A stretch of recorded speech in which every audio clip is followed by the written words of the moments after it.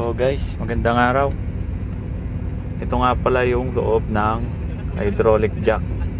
Kung nakikita nyo, nilagyan natin siya ng o-ring at backup ring. Ngayon, medyo maliit kasi ang clearance niya. Kaya ganyan, struggle ilagay. Lagyan natin langis.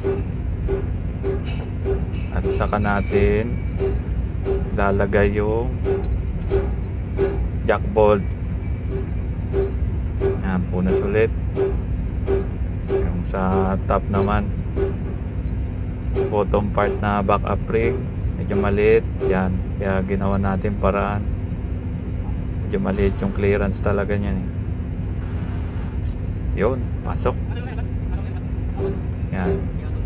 Yun lang.